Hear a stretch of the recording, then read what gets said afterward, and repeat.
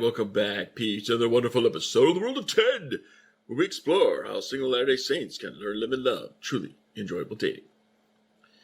You know, last week we were looking at this forum post on Third Hour, and, you know, I went to look at the second page. There really wasn't much there. So I decided, let's look for something else here. So here's another discussion thread that I thought might spark our interest. And let me just call this up here, and then we can dive right in to all the great details. All right, here we go. So, who is the jerk, him or me? By Too Picky. Yes. A woman too picky? You don't say. I'm just shocked. Okay, here we go. Too Picky. Let's see. Just to give a little background, you can see the date here from 2020. So a little, yeah. But yeah, we're going to run with this. Just to give a little background, we've been married less than 5 years, and we both are not our first spouse. Now, this is the first article or discussion thread or whatever we've actually looked at here on this program, The World of Ted, where we're looking at people who are already married, right? Because everything we've done up till now has been looking at people who aren't married, who are single, and they're in the dating journey on their way trying to find the marriage that they're looking for. Here we've got two people that are already married. I'm going to dive into this one because, I've read a little bit further. I read everything, but I've read a little bit further down, and I can see that there's some things in here that are really pertinent to singles in their dating journey. And so I want to dive into this. Even though these cats are married, I'm just going to say, hey, there's some things going on here that you really need to pay attention to when you're dating. Because, as we've said time and time again, we've quoted the classic 2009 General Conference discourse from then Elder Oaks, now President Oaks, but then he was Elder Oaks, where he talked about divorce. And he said, if you want to marry well, inquire well. Well, dating is part of that time when you should be inquiring well. So here we go. We've both been married less than 5 years. We both are not our first spouses. So they've each, had a, turn around the block. They got divorced, and then somehow they found each other. I feel my husband and I are very compatible. We like the same things for the most part. Okay, right there. Stop. Compatibility has nothing to do with liking the same things. This is the first problem right here, right? And I mean, a lot of singles get caught up in this myth that compatibility is about liking the same things. Compatibility is not so much about, it's great if you like the same things, okay? That's great. But that's not really what compatibility is. Compatibility is sharing the same values and sharing the same life direction, right? That's compatibility. So you talk about finding a compatible partner, you really should be talking less about, hey, do we listen to the same radio station? Do we have the same stations carved out on our Pandora accounts? Or, are we wanting to do the same things out of life? Do the contributions that we want to make, do they kind of match up and align with each other? The things that we want to do with our lives, the type of family that we want to have, the values that we hold dear. Having those things in common, coming together on those things, that's compatibility. The thing I struggle with is that my husband is the epitome of my biggest pet peeve. I've always lived with the philosophy of the golden rule.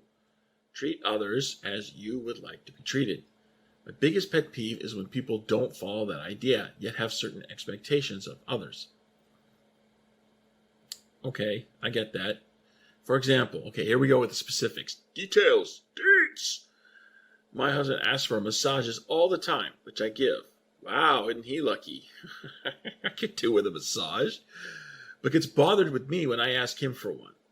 Oh, well, okay, that appears to be a double standard. But let's keep in mind, every story has two sides. We're only getting one side of the story here.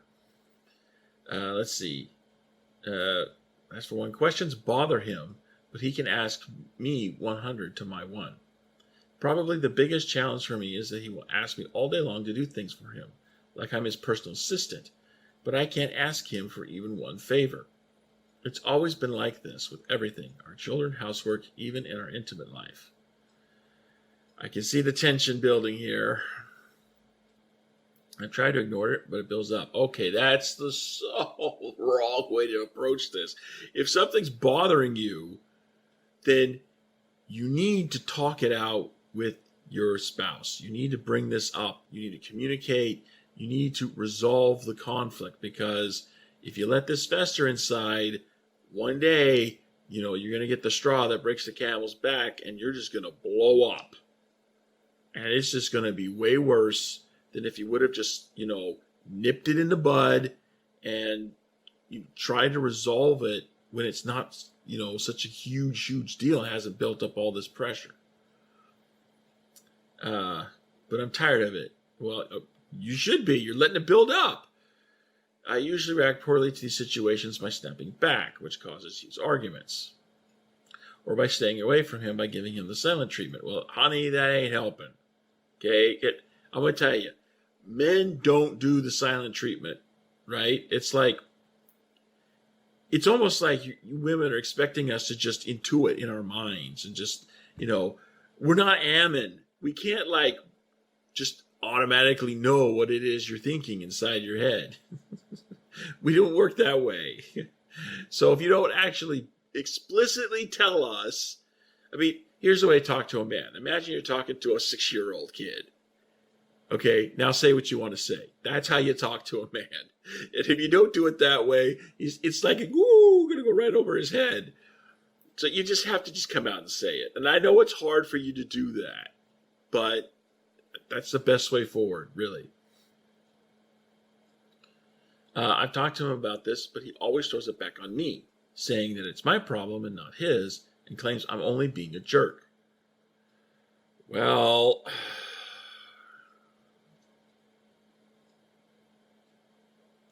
sounds like he's not wanting to talk about this.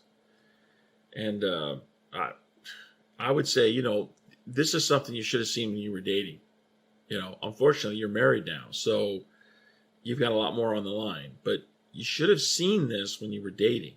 And if you didn't see it when you were dating, it's probably because you weren't dating long enough.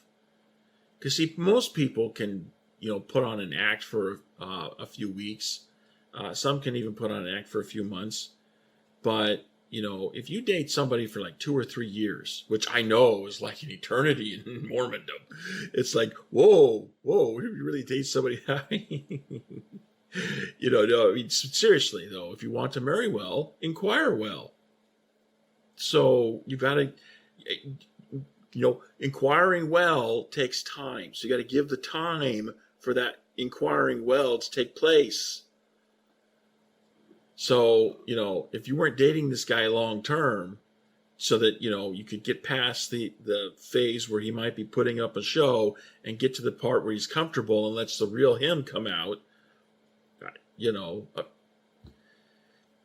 what can I say? It's like, if you don't inquire well, you run the risk of running into what you're running into right here. Let's see. He claims not only being a jerk, we've tried going to counseling, but again, it puts it on me, saying I'm not happy because of my depression, lack of self-esteem, empty-nest syndrome, which I do suffer from. I knew what I was getting into when I married him. Okay. All right. If I had a gavel, I'd be banging it right now. So, all right, case closed. You're getting what you knew you were going to go into this. This is what you got. Why are you complaining? You knew what you were getting into. Why are you complaining? He was annoying to me even when we were first getting to know each other, but I thought we might be able to get past it because we have so much in common. Oh, yes. Liking the same things is really going to help you resolve your conflicts. This is why compatibility is not about liking the same things. If you share the same values, if you want the same direction for your life, you can use that to help you resolve conflict. That's compatibility. But this business about liking the same things, yeah, I mean, that's not going to help you resolve your conflict. I considered divorce, but because it wouldn't be my first one, I want to make it work. Okay, well, that's great that you want to make this work. What can I do? It's great that you want to make this work. Honey, I applaud you for that, but I don't know how else to say this. You knew what you were getting into with this guy, and you agreed to it. So it's hard for me to feel really like compassionate. I know it sounds not, this is very Christ-like to say, but it's like, you knew what this is coming. You went for it anyway. You know, it's like, I don't know what it is. It's something about the way women think, you know, and we've talked about this before, right? Like, you know, where women are like, they think with a different form of logic than men. Okay, men think, you know, up here in their head, or maybe they're using their other head, but they think with their head. Intellectual logic, right? That's what they use. Women process thinking with emotional logic. So, you know, for a man, something is right because it makes sense. It makes sense from an intellectual logic standpoint. That's intellectual logic. It makes sense. It's logical. To a woman, something's right when it feels right, because that's what makes sense in emotional logic. So, you know, she probably, and I don't understand where this comes from, but women seem to have this idea that's like, well, I can change him. You know, it's just, you know, do the right work, make, you know, put in the right environment, you know, give him the right inputs, and he'll change, and I can change him. Again, you know, I'm thinking with intellectual logic, it's like, that doesn't make sense, you know. But there's something about this guy that just, you know, gave her the tingles. Got to follow the tingles because that feels right. So this must be right. You know, we can work this out. I can change him. And now you're finding that, the story, again, one side of the story here, but the side you're telling me doesn't make it seem like he has any interest in changing. So, yeah, what can you do? Let's see what the other forum participants had to say. Carborundum? Okay, I'm not sure what carborundum is, but let's see what carborundum has to say. It sounds like you're focusing on behavior rather than causes. I'll agree with that. Take a look at what the causes are. I believe you'll find, even though you're interested in the same things, you'll realize you don't care about the same things. Yes! Values! Not interests, values. You don't value the same things when you have a different set of values. Hey, what bothers you and what doesn't, what you're willing to sacrifice for, what you aren't, then you aren't that compatible after all. If you can start talking about those values and, one, emphasize those things you commonly value, two, make compromises on things you don't commonly value, then you have the potential to reach agreements on what your expectations should be. If you can do that and be okay with those agreements, you can make it work. If not, you won't. Amen, brother. I can't say anything with that. He just laid it out there. That's pretty much spot on. Margin of error. Lord of the gummy snacks. Gosh. Oh, check this out. Religion, so morbid you don't even know. I don't know who margin of error is, if it's a man or a woman, but I'm liking this cat. Sounds to me like both of you are being jerks. That could be. It's very rare that tensions in a relationship are the fault of one person. And when it is, it's usually an abusive situation. That's a very good point. Every relationship deals with these conflicts. Successful relationships talk about them, negotiate priorities, and come to compromises that minimize the tension for both parties. From the sound of it, you too prefer to ratchet tensions higher in the face of conflict. Start talking to each other more and learn to say difficult things calmly with compassion.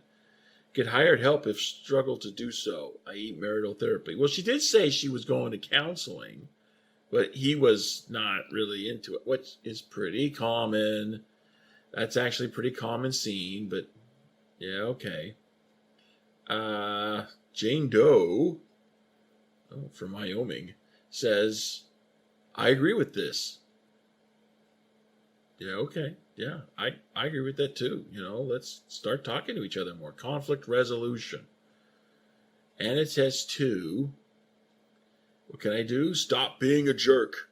You can't control your spouse. You can only control yourself. So you can't stop him from being a jerk. You can only stop yourself from being a jerk. Very true. Do things because you love your spouse. Don't do things because you want your spouse to do it back to you. Exactly.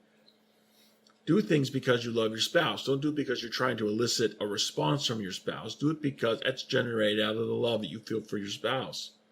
If you want to rub your spouse's back, just rub it. If you don't want to rub your spouse's back, don't.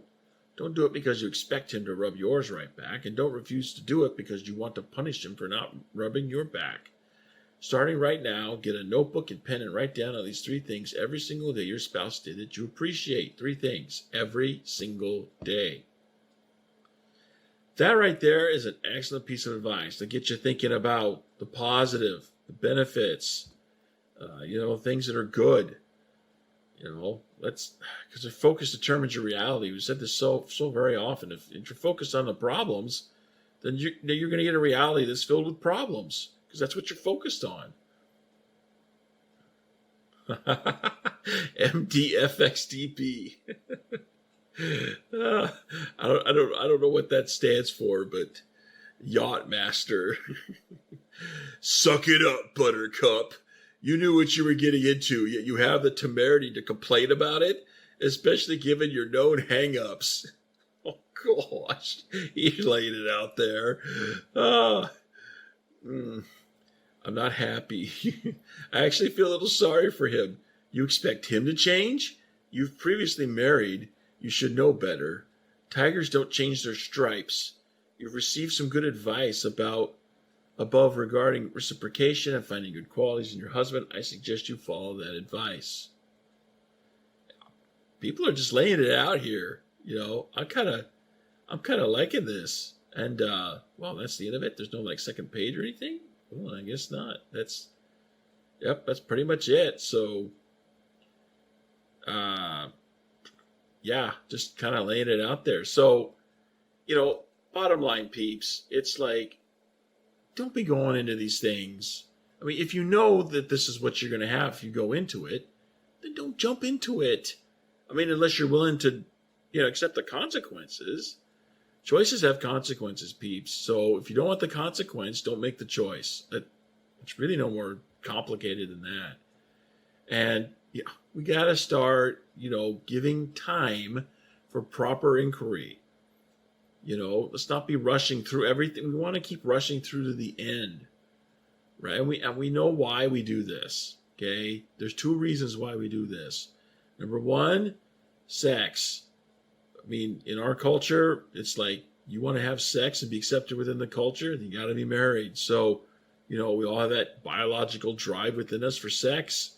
So there it is. There's the first driver. And the second driver is the culture itself, conditioning acceptance on being married with kids. We've talked about this before. So, we all have this deep-seated need to belong, and you're not going to belong if you're single, because if you're single, by definition, you're not married. You might have the kids, but you're not married. So in order to belong, you need to be married with kids, and that means, a lot of us just get married so we can fit in, so we can, be normal. We can belong to the culture. Well, we need to just, do something about both of these drivers. And, we've talked about this before, on this program, on Join the Journey Radio. The culture has to change. We've got to start being more conscious about how we're approaching our dating journey. And it starts by focusing in on fundamentals, getting our thinking right up here, right? And, one of the fundamentals, I'm saying it all throughout this program, this episode, if you want to marry well, inquire well. And inquiring well takes time. So take the time you need to inquire well. Seriously, you're dating somebody, and, you better have some really good evidence that this person's right for you. If you're getting married to this person and you haven't been dating them for 18 months, 2 years minimum, I would say 18 months, 2 years minimum, preferably longer, because you want to inquire well. Now, if you've got some, good, solid evidence to back something up with, then hey, that's great. Go forward with your solid evidence. But make sure that evidence is solid. It's not just a feeling of, oh, I can make this person change. This person's going to change. No. Like it says right here, tigers don't change their stripes. So, know what you're getting into.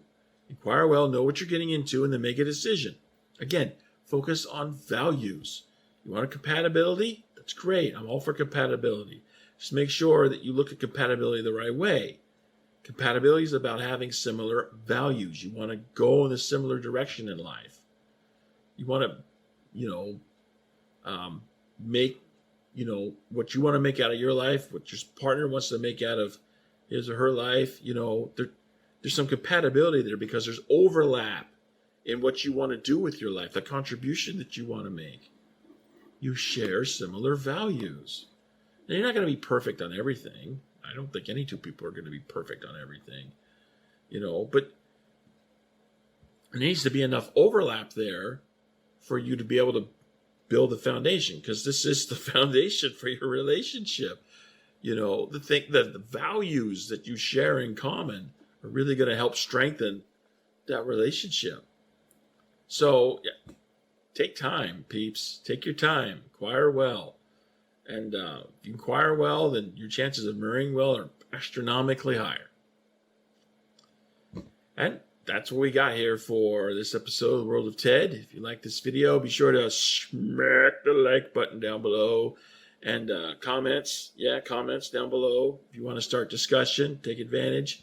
And, and outside of that, then be sure to come back next time, where we'll explore more about how single Irish saints can learn, live, and love truly enjoyable dating. See you next time.